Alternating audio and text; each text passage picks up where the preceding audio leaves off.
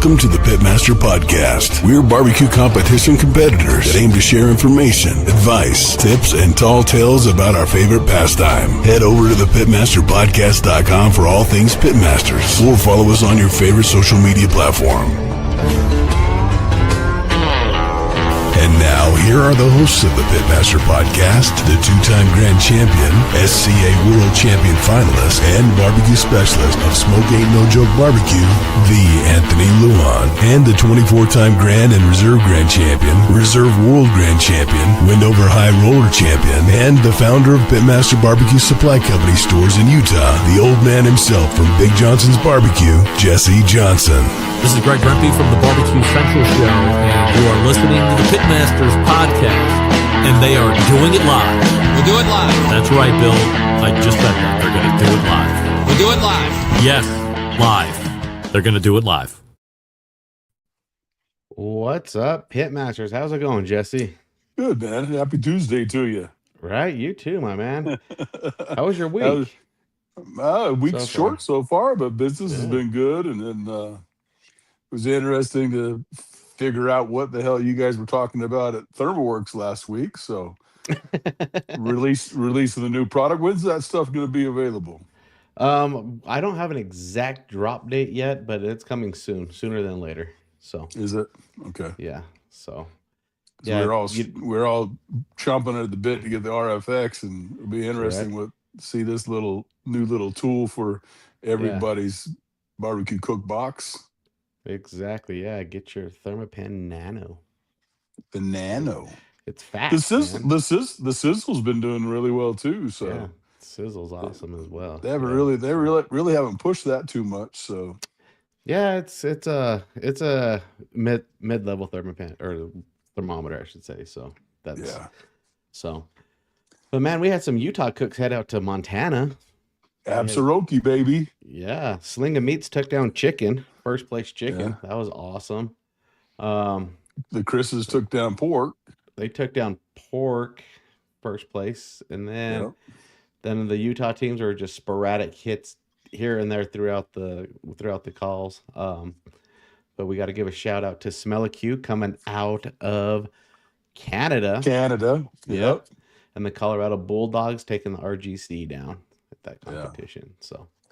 Yeah, Bill Purvis from Chicken Fried Barbecue stopped by the store yesterday, and he's gonna compete in Blackfoot in a couple of weeks. So he dropped his trailer off with the promoter up there, Steve up there. He's a super nice guy. Yeah. And then he came down and parked his truck. I'm like, we'll get you a ride to the airport. He's like, I'll just take an Uber.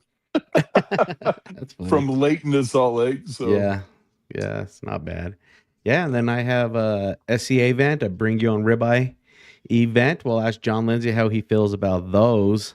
He used to cook a lot of SCAs, and then just hear his feedback about it. And then so that's going down. Where's the next SCA at?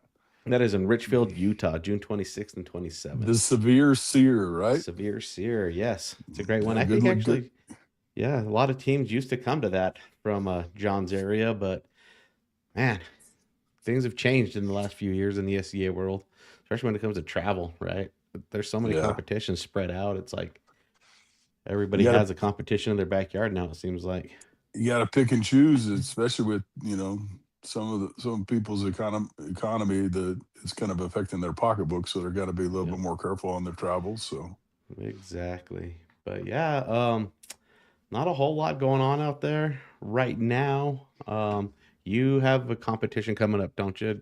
Another backyard event, or are you going? Is it the pro event? Your next one up? Next one's a backyard in July, I believe. I don't have the date in front of me, but we've already got teams signing up for the Norute, and I haven't even got it approved with the KCBS. So, well, you might as well. Yeah, as long as the dates work for me, I'll be there as well. Yeah, and then Jesse, I don't know if I told you, but I'm coming out of retirement, man. I'm going to be a DJ. Yeah, man, I'm gonna be going live on KRCL Friday Night Fallout show with my buddy DJ Che. Might as well come out of retirement and go straight to a live show. Dude, that station has been around so long. I was DJing on college radio when that was blowing up big back in the day. So yeah. Why not kick it off? Great shows. yeah, why not just kick it off and just go live? No mistakes. You What we do every week here. You're gonna drop any of your new fresh bombs that you've been creating? No, probably not. I don't think that fits the vibe. But who cares? but yeah, exactly. It's your So it's yeah, your show. You play your show. exactly. So yeah, not a whole lot going on in the Utah area. There are some competitions popping up out here on the West Coast, but just keep your eyes on the SCA website, and same with the KCBS if you want to compete. And then also just make sure you follow us on all social medias. And then also our guest tonight, Mr. John Lindsey, he was mentioned in for the Pitmasters Podcast Hall of Fame. I'm pretty sure he will be an inductee one of these years down the road because, man, he's made a lot of appearances on the show. But we just need to get him back into the cycle so people remember to vote for him when it comes up time for that. So it was interesting. Well, it was interesting. You did that little survey with ChatGPT, and Pitmaster Podcast popped up nicely on that. Yeah, I did. I'd make sure I went incognito, so it'd be kind of a fair search. Yeah. We came up second in popularity of podcasts, and we took first place over Mr. Greg Rippey for most entertaining show. So, well, that's more you than me, bro. oh man, I don't know. It's just a train wreck every week, and we see what happens. It's fun. That's all it is. It's just fun. Just hit the gas pedal. When in doubt, throttle out, baby. Keep going forward. Exactly. All righty, let's go grab John and see what he's up to. And then he might be frozen. I don't know. We'll see. All right, let's do it.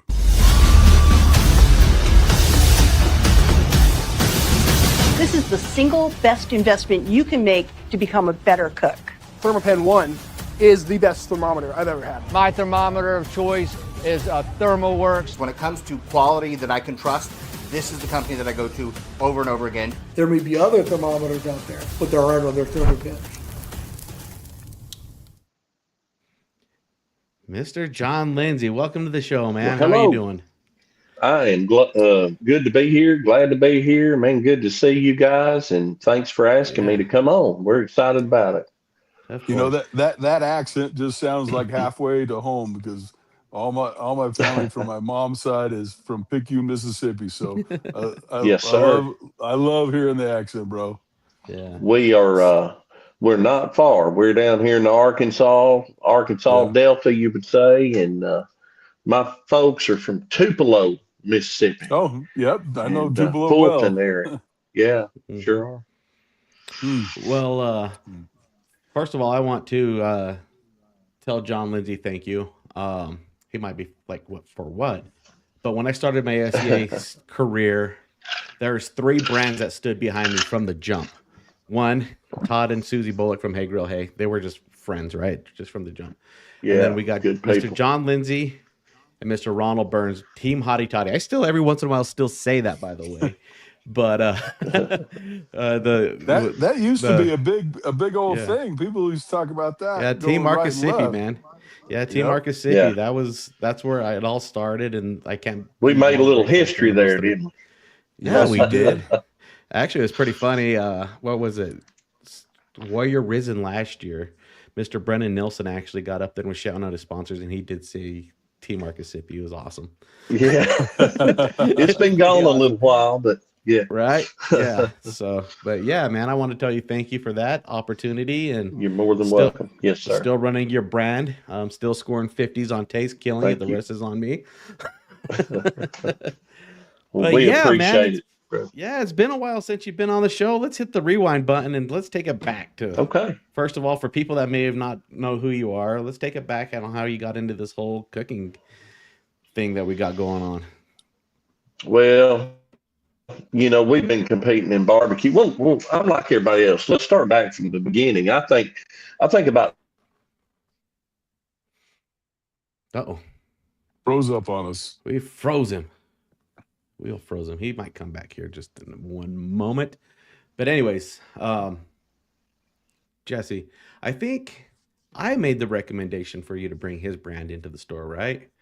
I believe you did. Yeah. We brought in Hottie Toddy and all queued up at the same time, and it's a great product. Looks like he's got some new stuff that I've got to bring into the store as well. So we'll be touching base with him tomorrow and get some more stuff in the store. We've been filling up the store, getting ready for Father's Day. So yeah, that's awesome. All right, I think we got him back. There he is. John, you back with us? Possibly. He's thinking about it. He's thinking about it. Yeah. So this is one downside to doing a podcast with a cell phone is if you get a text message or a notification, it will sometimes freeze your phone up.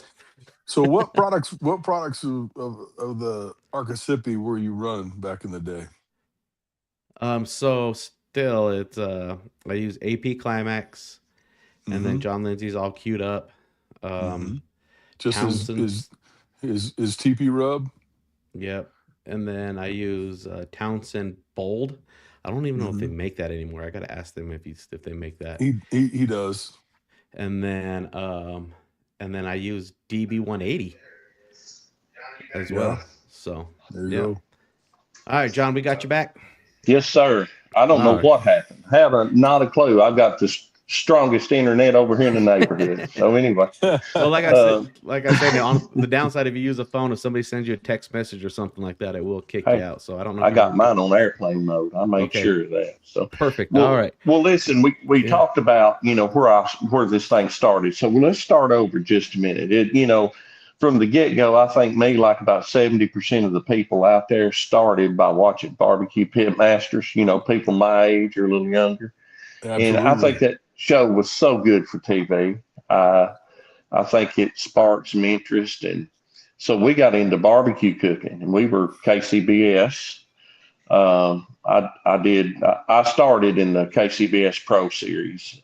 Didn't jump up from anything else. I started there, and we cooked and won and done really, really good. But I was in Whitehall, Arkansas, cooking not a little one. It was a pretty good sized contest, but it wasn't sanctioned. So I was hitting pretty good in barbecue about that time, and we went down and cooked all the barbecue, but they had a SCA state competition attached to it. So I didn't think much about that, but I cooked all the barbecue. We never heard our name called. Ooh. They called everybody in steak down to second place and still hadn't heard our name called. We had our chairs in our hand walking out, and they called us first place, and that was out of about 70-something teams. And that was the last contest of the year before going to the World Championship. It was the week before the World Championship. So we went down, me and John Walter went down and cooked that one the first year, realized we had a lot of work to do, come back and went to work. And then we made a conscious effort where we were going to go with it. And we loved it from day one. So we wanted to do something pretty big there. And I think we accomplished that over these years. I'm pretty excited about the path that we had there in SCA. Exactly. Definitely. Yeah. And man, you're killing it. Yeah. Then you decided to step back a little bit to focus in on, one, to build your brand, two, to work on some catering to help build your brand. And that's where we are currently, right? Right. We stepped back. So, we had COVID, and that's when our Archisippy Smoke Live show and ribeye, the Smoke Live show was the first one. And it really, I feel like it was real instrumental with the SCA family, keeping people in touch every week since we weren't competing.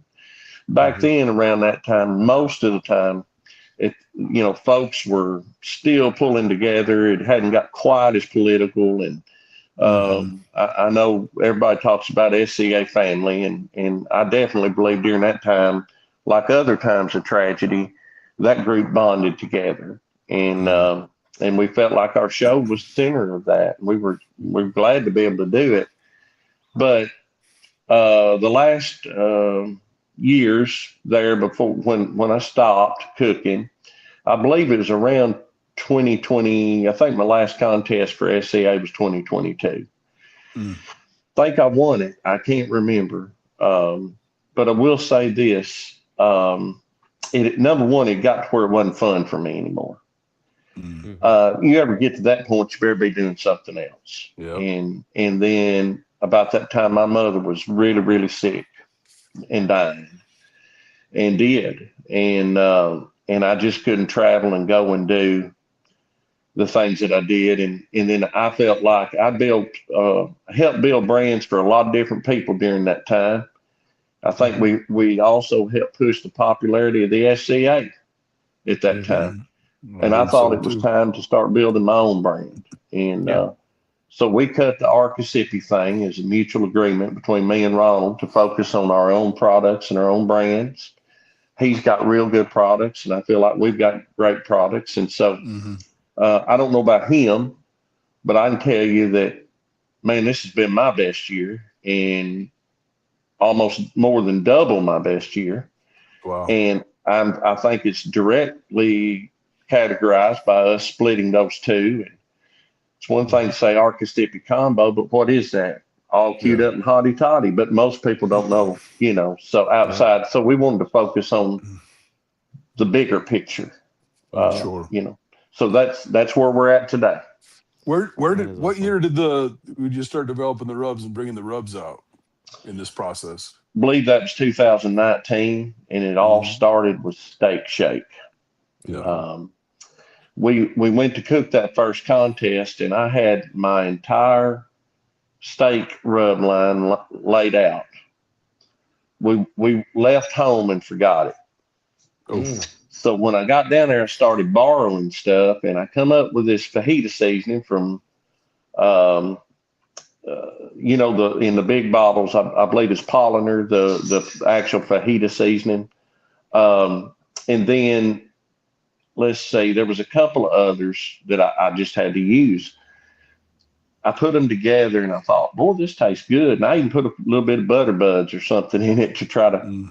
And so we won the thing. Wasn't thinking about winning, but we won. And then I got to trying to recreate that seasoning that I had won with. And that's actually what Steak Shake is.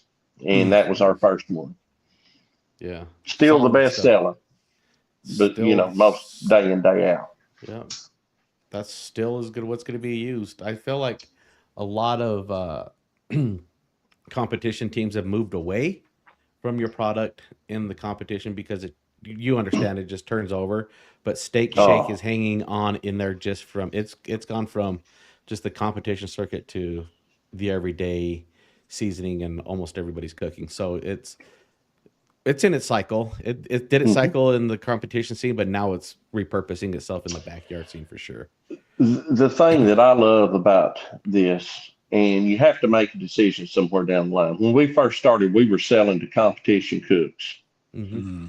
And so when we split brands and it's Arcasipi, and I made a commitment right there that, do I want to cater to 1% of the people, or do I want to cater to 99%? And I think I'll take the 99. So we love it when people use our stuff in competition and win. But I'm going to tell you, that's not even in my focus or wheelhouse. I mean, I guess it would be our wheelhouse, but that's not what we're even attempting to do. I relinquished my pro staff and my team and told them, we love you and we're going to support you and want you to continue to support us. But my focus went to the everyday cooks that's cooking in their backyards, the home cooks, the 99 percentile. And that's what we focused on. And that's why our year already has been, that's who's buying our products. And now I'm a competition cook, so I can talk about them. Okay. I'm one of them. You're right.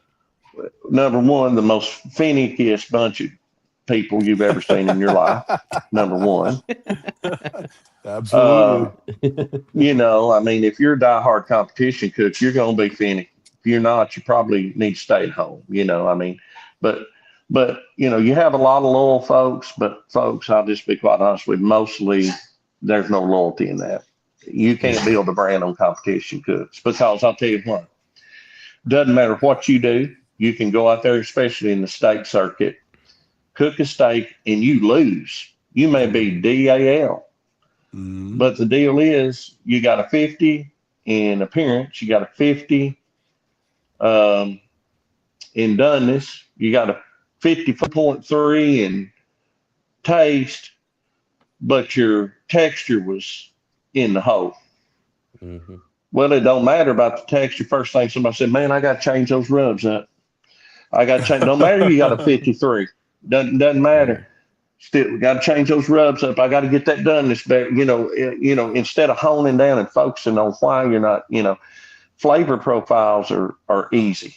There is, as a rub creator, I will tell you, I could take anybody's seasoning. I don't care if it's mine, DB, Heath Riles, anybody's got a group of seasonings, or, I can take them and I can cook you a steak that'll win with it. Mm-hmm. The question of that is, there's some other things that you like better with seasonings. Some of them's going to have more salt than others. Some of them, some brands are going to have a different texture. Some's gritty, some's finer, some's, there's going to be some characteristics to those groups, seasoning. So what I have set out to do is find some folks that love my product, that I can help. Doesn't matter if they're cooking competition backyard. Start where I'm at, right here in Arkansas. And I wanted to be the best in the household name for seasoning in Arkansas. Well, I think we're getting there in Northeast Arkansas, Central Arkansas, and now we're moving that. And then but we're selling it everywhere and we love it. And we're just trying to push to the everyday cook. And I think that's helped us. Right. I think a lot of the competition guys out there, they get too wrapped up in their flavor profile. They start changing everything instead of just making small changes at a time. We've got a couple backyard cooks we've been helping, and they change everything from comp to comp. I'm like, don't do that. You make one change at a time. And if you just had an RGC or a GC, don't change a damn thing. No, and I had a rule, but I was cooking a lot. My last year I cooked almost 80 contests. That's foolish. Wow. We got people cooking 130 now. I mean, unbelievable. To each his own. But I thought I was crazy. But anyway, I will tell you, I've seen so many cooks, they just chase that rabbit. I tell you where you start, and I try to teach this in my BBQ Champs class or when I give on-site classes. You want to start with a base that you don't change. Yeah. A salt, a pepper, a garlic, an onion, and keep that for competition, keep that very mid-road. I mean, you got to have a rub for color because you want the color. So whatever does that, for me, that's big red.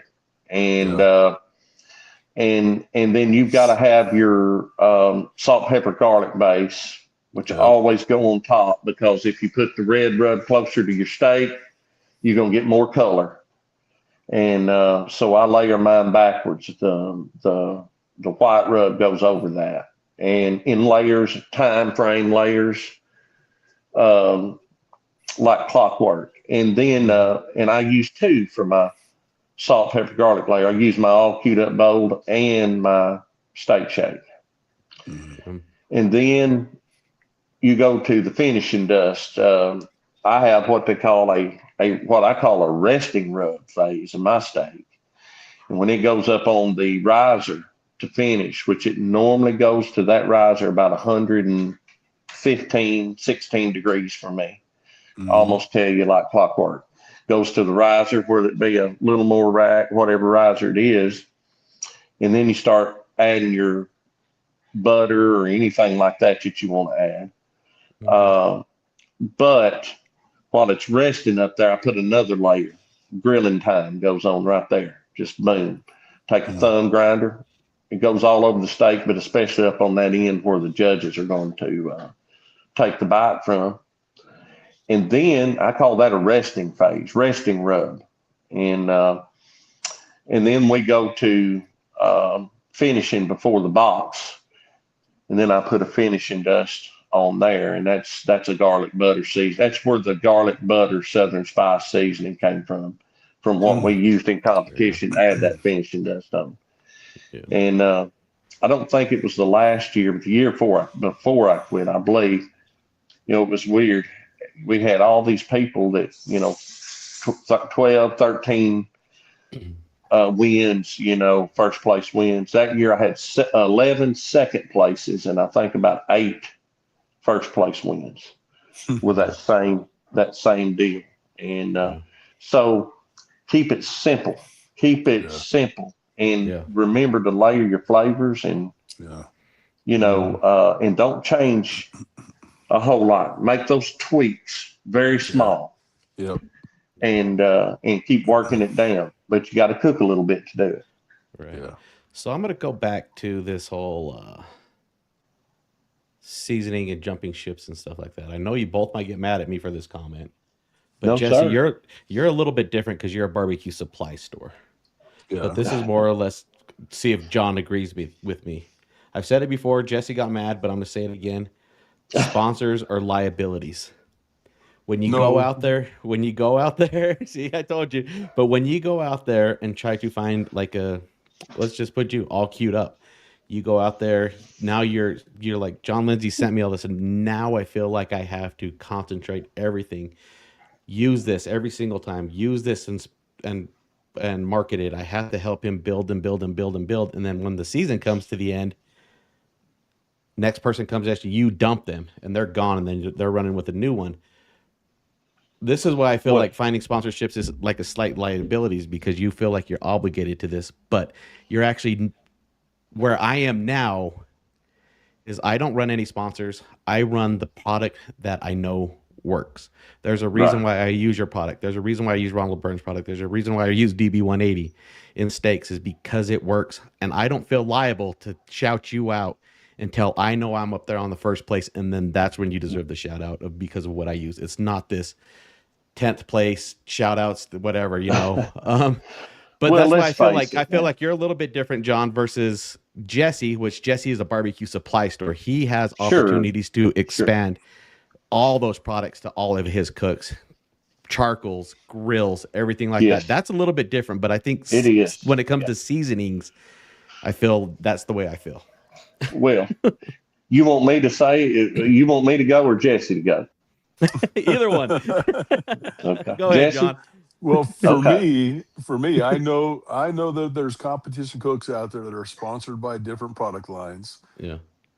And I know they don't use them all. And I know people that have won world championships sponsored by certain products that didn't use any of those products in their world championship, but they promoted those products because that was part of their sponsorship. So you're not required to use your sponsored products. You're required to promote those products. You can use whatever you want on your product, on your proteins. Yeah. What do you think, John? Well, no, Anthony, you know enough about me. Every time I've been on here, don't ask me a question if you don't want me to answer. Right. Exactly. And good, bad, and ugly, Yeah. John isn't scared to get in the trenches. He's not scared. He's not scared. It seems like that's where I stay, is down in the trenches somewhere. If I don't get down there myself, somebody will put me down there. I promise you. Right. So let me tell you, half the people out there don't even have a clue about sponsorship, how to work a sponsor, how to be loyal to a sponsor. Don't get me wrong. I'm not a crabby old guy here, but let's be honest. All my career, people call me, man, I need a sponsor. How do I get a sponsor? I'm looking for a sponsor. I remember a guy, and if I said his name, you'd know it because he's been all over the place. But I never will forget. I sponsored this guy. Nobody would sponsor him. There was a friend of his called me and said, man, he wants to be a part of our Mississippi team. So bad. That's a dream come true. My gosh, well, if it's that big, I'm going to help this guy. He wants to learn how to cook steaks. He wants to learn this. He wants to learn that. Well, buddy, I was the guy to help people. That's what I did. That's why I gave all that time making those podcasts. And it wasn't for our health. We actually wanted to give back to that organization and to those cooks and people starting to cook. That was very important to me. Brought this guy on. man, he done great. Man, I love all y'all's products. It's everything I ever needed. Man, it wasn't 3 or 4 months before, man, I'm setting a contest. He starts calling all these people out, and then he starts calling somebody else's rub out. Another person's rub out. And then another person's rub out. And then, so, you know, the number one for the sponsor, that's not a good thing. Nope. Unless you clear that with him first. Yeah. If you're going to be sponsored by someone. I call that unloyal. I also tell you that, you know, this same person has jumped ship over and over and over again. And it makes a person say, hey, why would I help that person? Right. You know, I mean, it makes you not want to help folks. I'm very, very, very, unless you're paying for one of my classes. Yeah. I'm very, very strategic in who I help, who I don't help. But because of that factor, we've been burnt too many times. Because of him. Yeah. And because other others folks. like him. Yes, there's been one wouldn't even touch it. I could give you stories. Yeah. But that's why I don't have a team. I told our team when I disbanded all queued up team, I said, man, I don't need a team. I don't need it. I don't need a team. What I need is friends. Yeah. And that's what I need. I can do the work of the team. I can do it the way I want it. I think it's better off sometimes for a person to do. Now, you want everybody to rub and use your rubs and seasonings and enjoy it and all that. Hey, that's what we're all about. But as far as having a team that they expect something out of you and you expect something out of them, we just were disappointed too many times. So it's better for me to do it this way. Bill Purvis is in the same.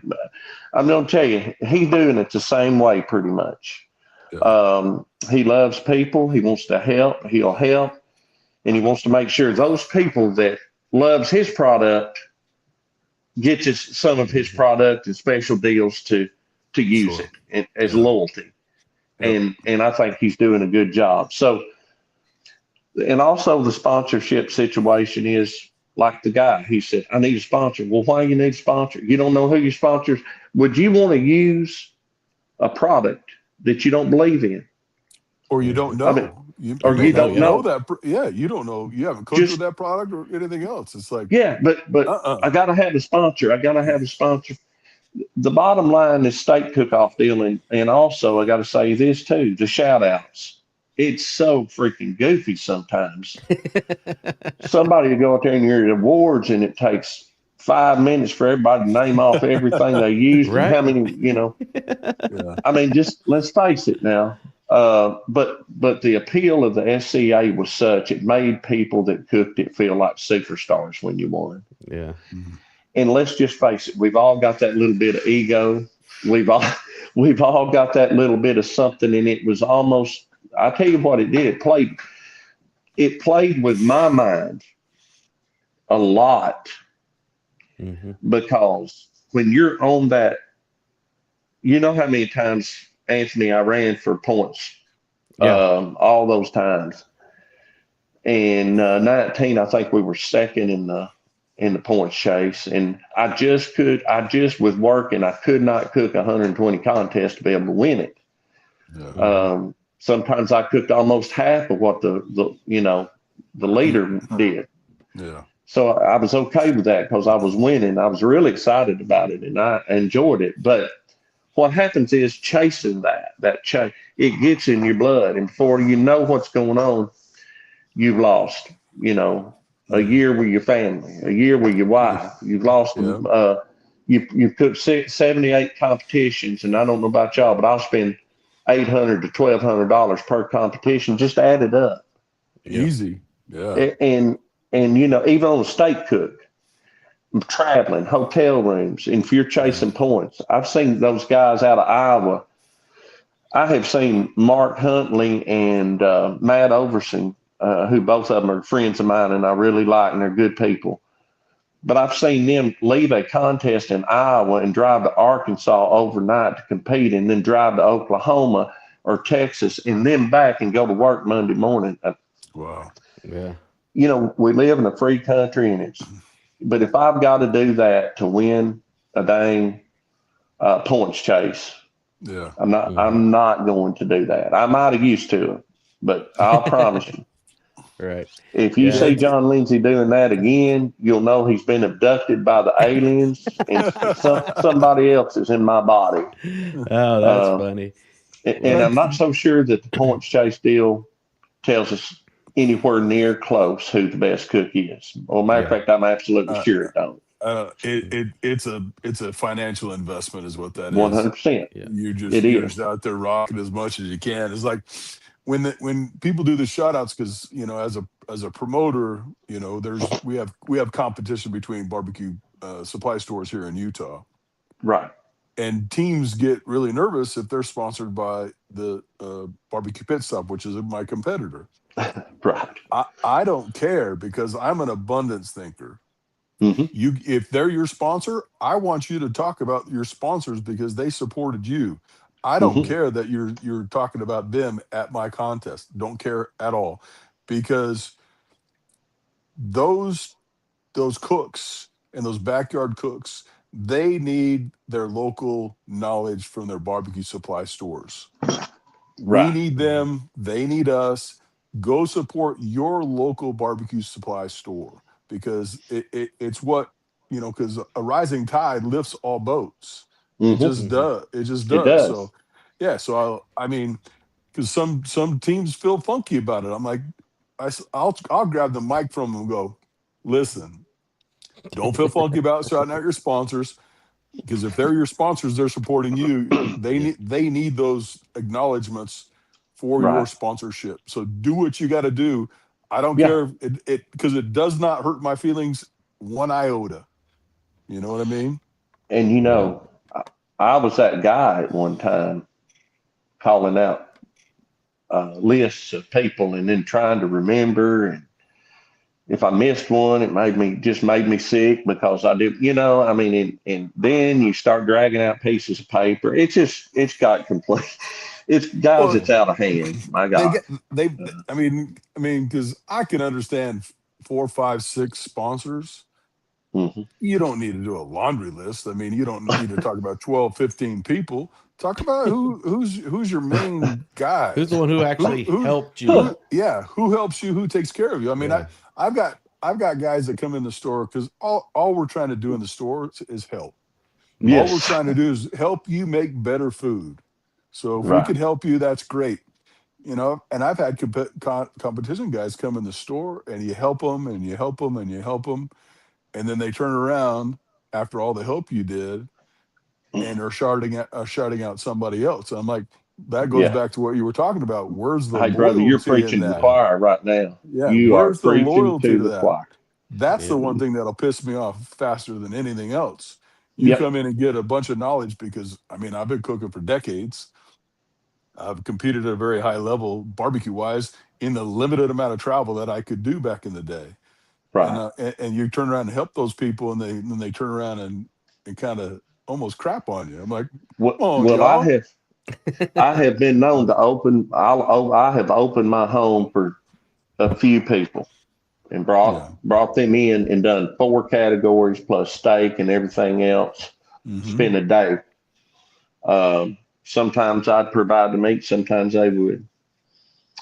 And I can tell you that not one that I brought in to do that is what I would call a loyal sponsoree. And so, it does make you mad. You just have to. Here's where I get with it, Jesse. I think to myself, and this is the deal. Why did I do it to begin with? Yeah. Did I do it to get a pat on the back, or at least a little acknowledgement? Well, I really didn't. I did it because I wanted to help them. Yeah. And so then at the end of the day, the way I reconcile that is that's on them. Exactly. And that's why John Lindsey makes absolutely positively sure if anybody helps me, I've got some friends that have helped us with our social media, Big KSQ and Cooking with Babe, some of the best people salt of the earth. Yeah. And they are our friends, and they've helped us. But every time I tell them, I say, look, I appreciate what you did for me. And I try to be very conscious of that. And I think there's a lack of that in the world today. So I try to do better. Because, I mean, I cooked Johnny Triggs' rib recipe forever, and I thanked him every time I beat him at a competition. You know what I mean? And then, like, Tommy Brown in Utah, his name was T, Kuhn for you.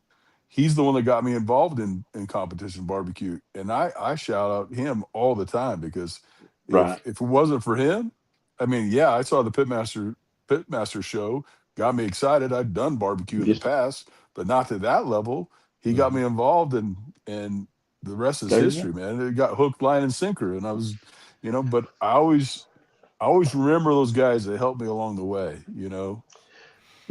Yeah, we're all built on the foundation of somebody else anyway. Yep. But Anthony, I want to say one more thing, and I'll shut up about this topic. I guess you can tell it's near and dear to my heart. You don't have to shut up about anything.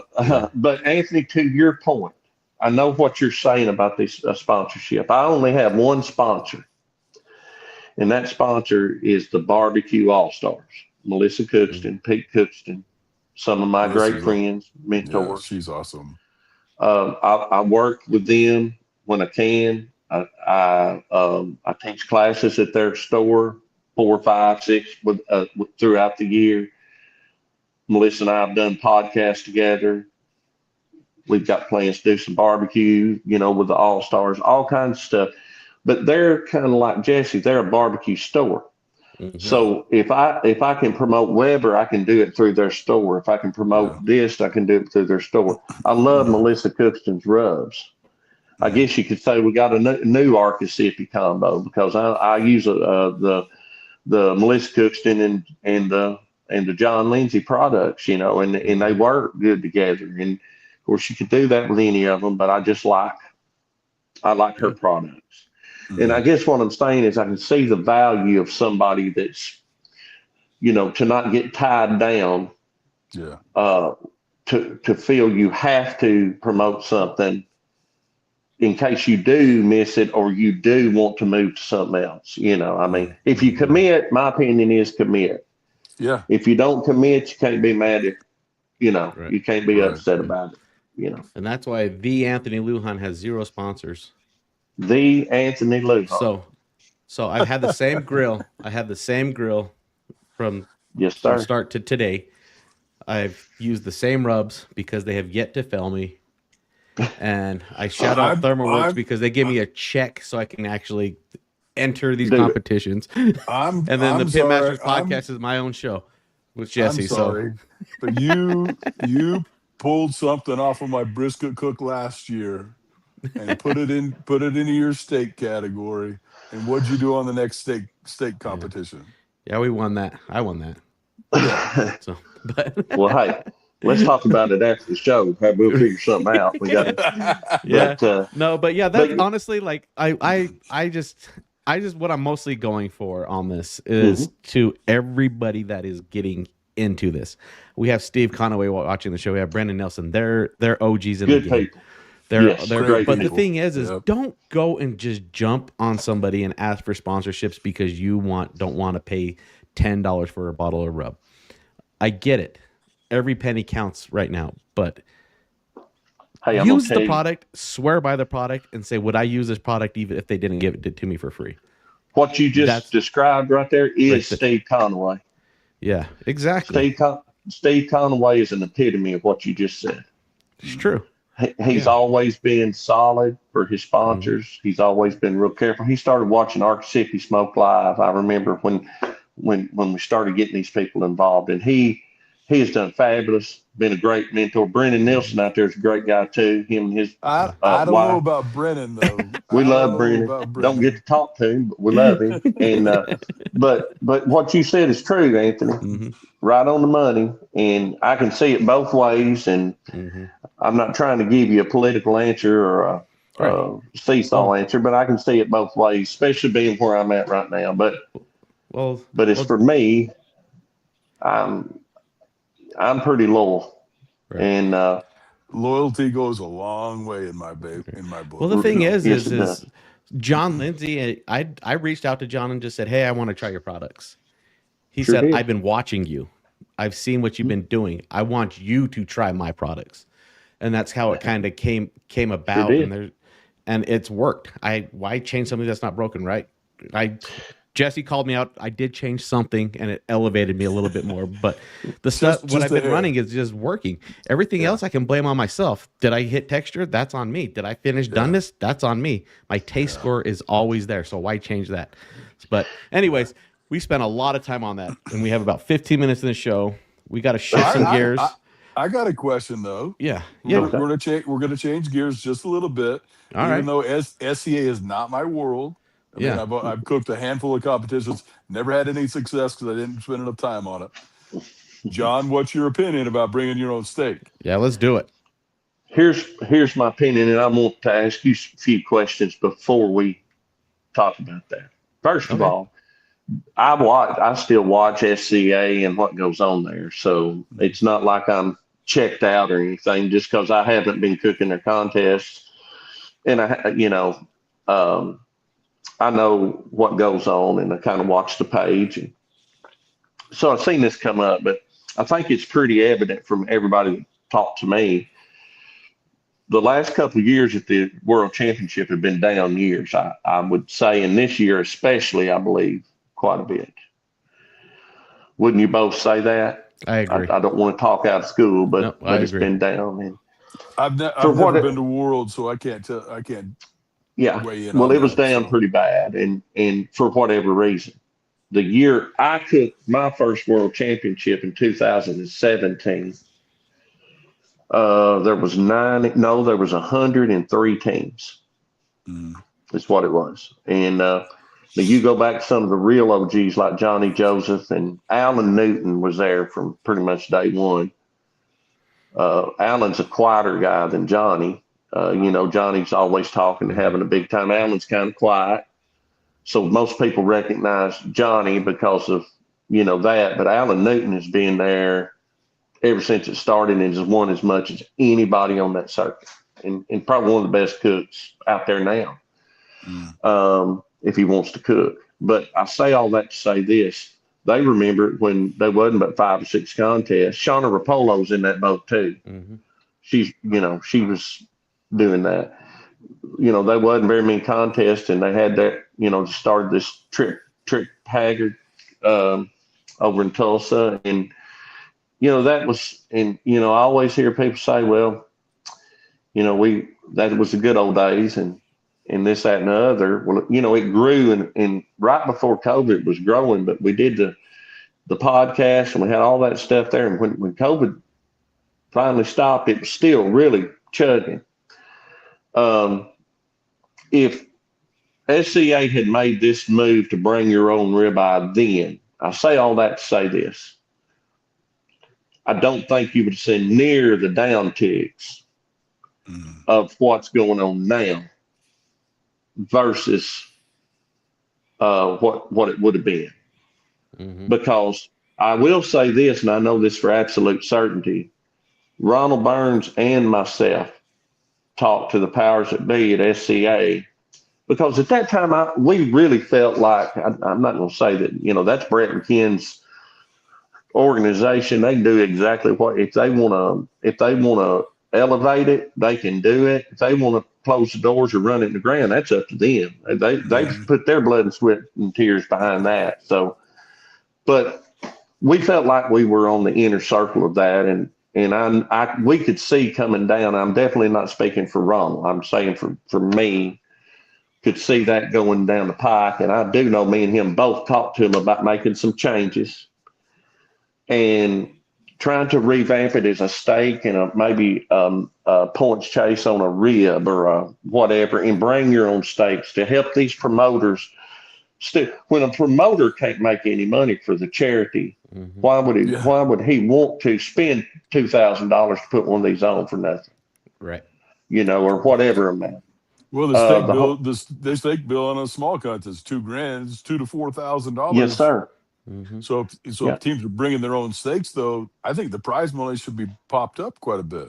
Yes. Well, we felt invested in that organization. I'll tell you why I felt invested, because I'd cooked 60 and 70 and 80 contests a year, paid my entry fees, paid my membership fees, and I saw how good it could be, and I was proud to be cooking it. I've still got this old shirt, you know, I still wear the logo up here. But one of the reasons that I left it is because, number one, it's just burnout. It wasn't fun anymore. Yeah, sure. It had gotten political. There's some other things that went on. No sour grapes. I mean, that's perfect. But that's why I got it.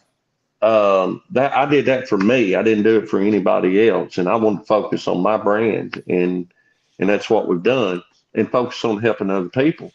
But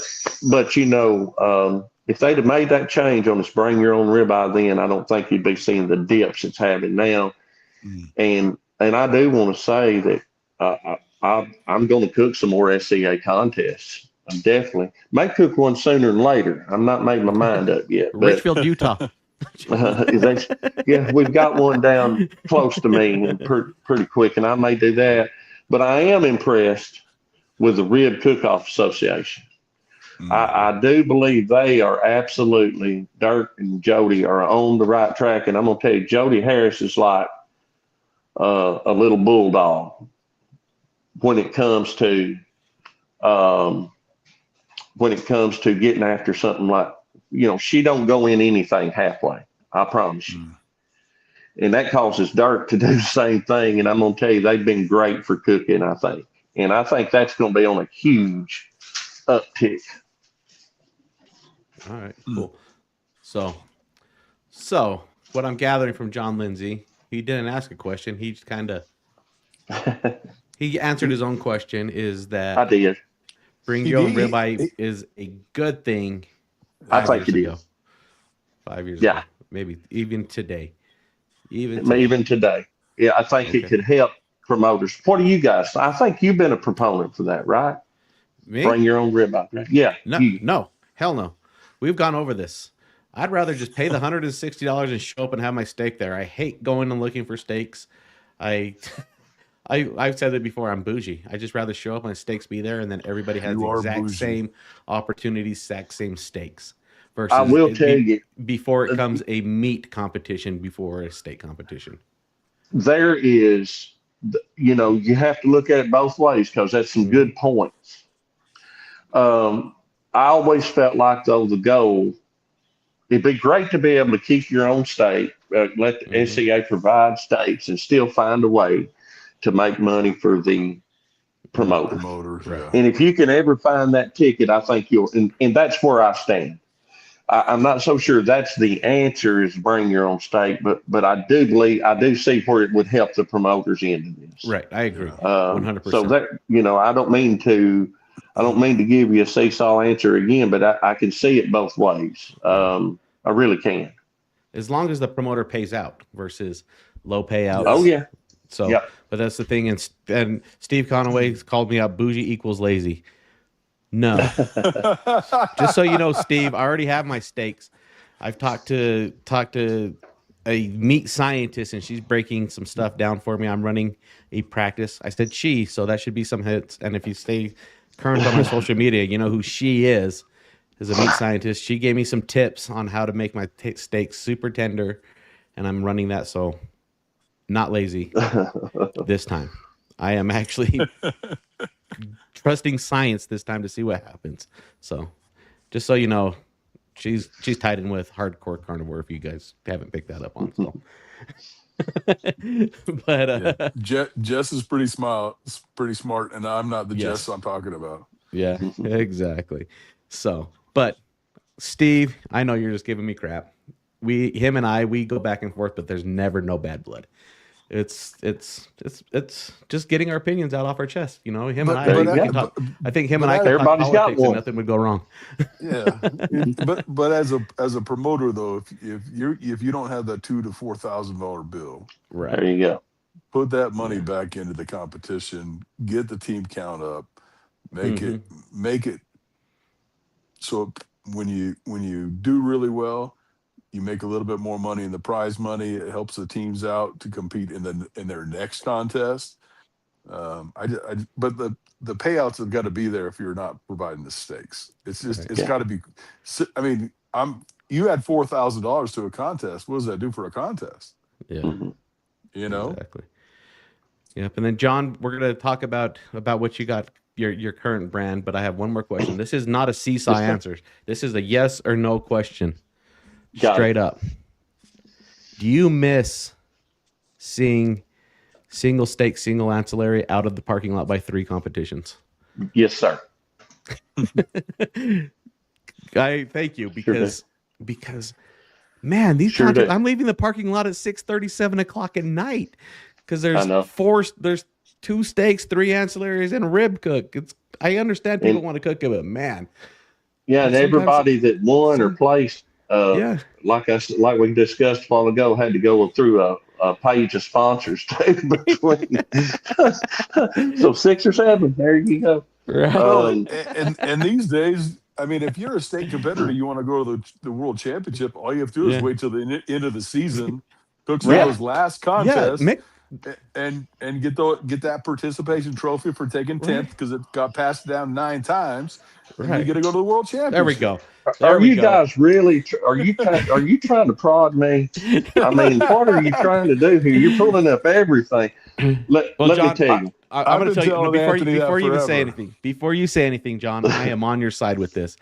SCA needs a true world champion. If you have not won first place, you should have. There should be a first place golden ticket only competition, and then you can have an invitation. Well, let me just ask a something question like that. But let me just ask a question. I'm going to be logical. All right. And again, I had no idea we were going this round. I think you guys sabotaged me on this deal, but I'm more than happy to talk about it.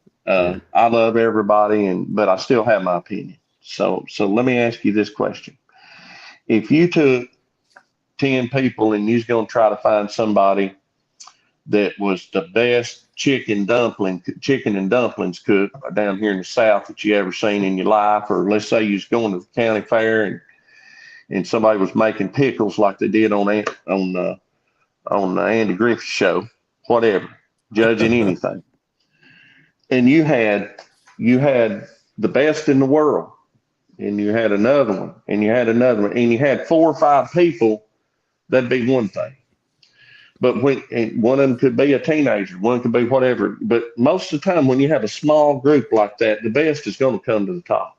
Yeah. But when you have a group of 300 to 400 people, and then all of them are not first place winners.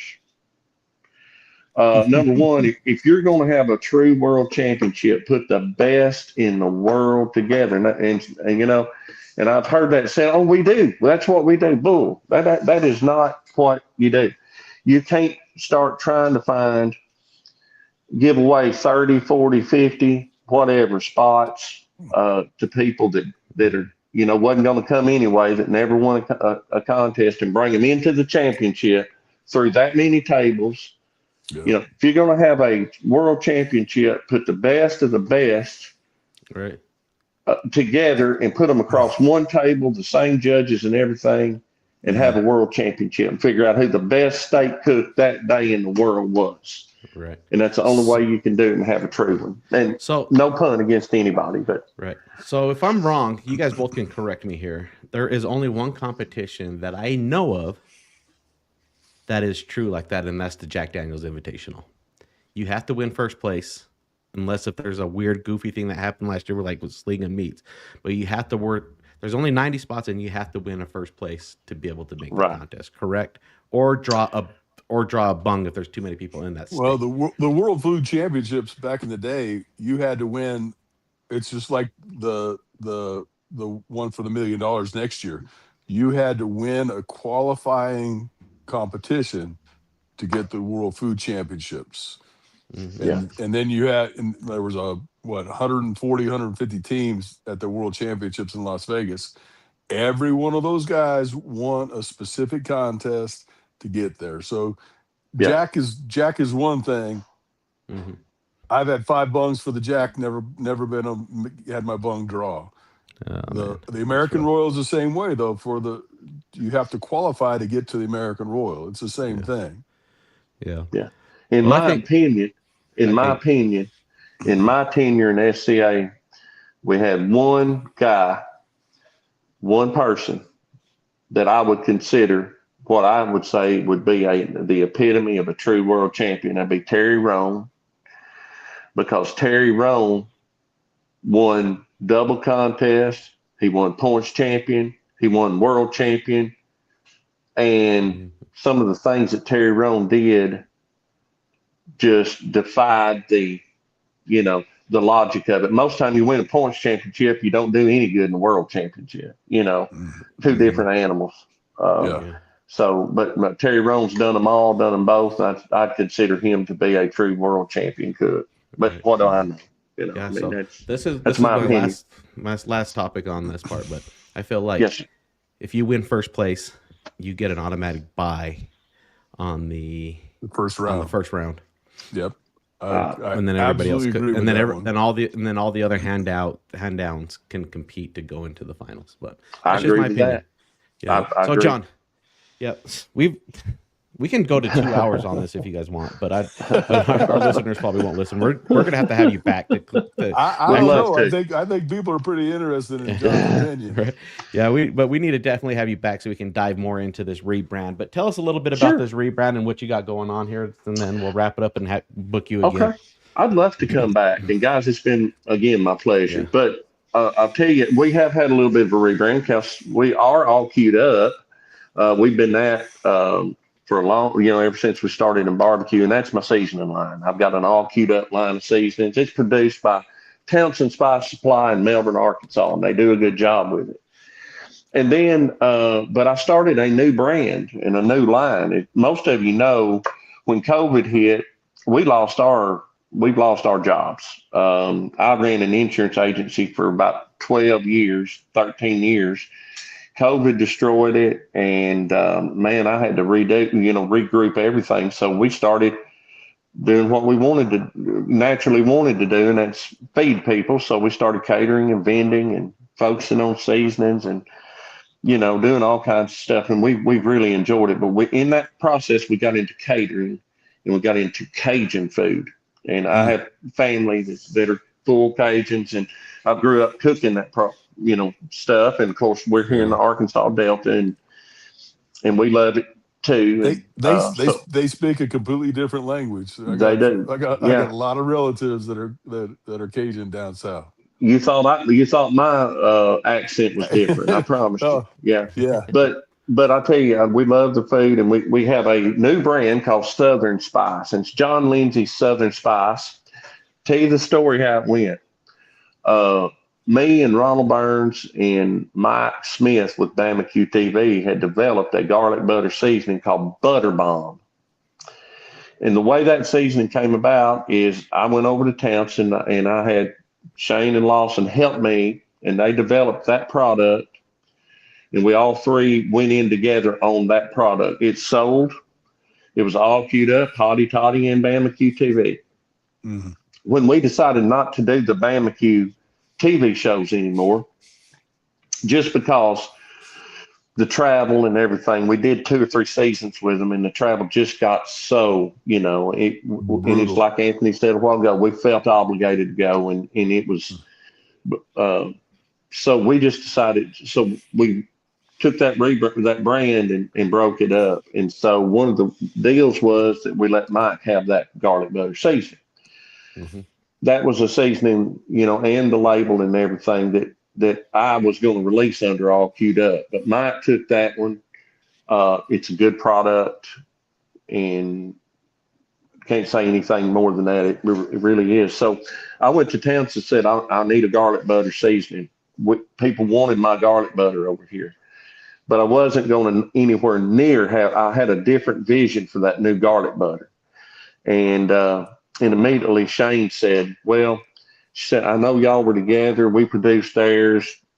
We'd really rather not produce you a garlic butter.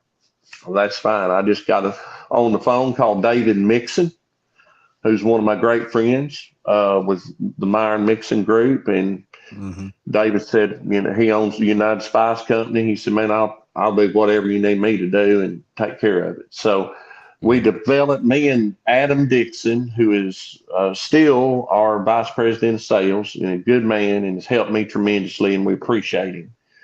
But Adam Dixon developed that seasoning, and we think it's as good a garlic butter seasoning as you can get on the market. And Adam runs our website. I can't wait to try it. I want you to, and I really want the opinion. I know that, but I want the honest opinion. But I think it's as good a garlic butter. I've had them all. Yep. I like Heath Riles garlic butter. I like, there's a lot of people's I love. But I'm gonna tell you, I think I like my garlic butter. We did some things with it that's unique.